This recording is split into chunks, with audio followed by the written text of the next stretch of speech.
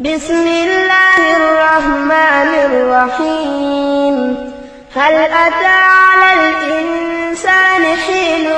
من الدهر لم يكن شيئا مذكورا إنا خلقنا الإنسان من نطفة أمشاج نبتليه فجعلناه سميعا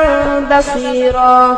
إنا هديناه السبيل إما شاكرا وإما كفورا إنا أعتدنا للكافرين سلاسل وأغلالا وسعيرا إن الأبرار يشربون من كأس كان مزاجها كافورا عينا يشرب بها عباد الله يفجرونها تفجيرا يوفون بالنذر ويخافون يوما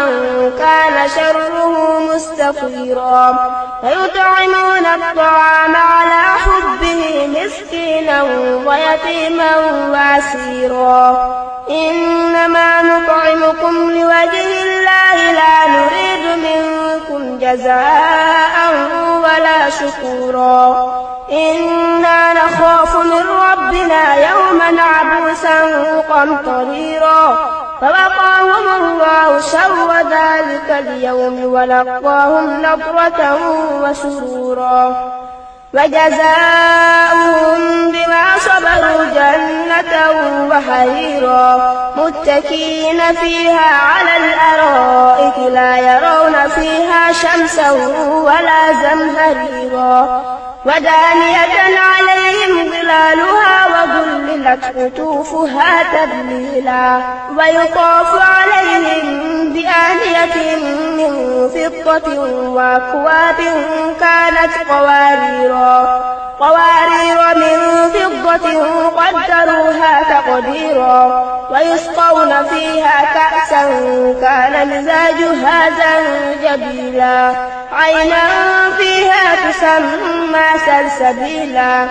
ويطوف عليهم ولدان مخلدون إذا رأيتهم حسبتهم لؤلؤا منثورا وإذا رأيت ثم رأيت نعيما وملكا كبيرا عاليهم ثياب سندس خضر واستبرق وحلوا وساور من فضة وسقاهم ربهم شرابا طهورا إن هذا كان لكم جزاء وكان سعيكم مشكورا إنا نحن نزلنا عليك القرآن تنزيلا فاصبر لحكم ربك ولا تطع منهم آثما أو كفورا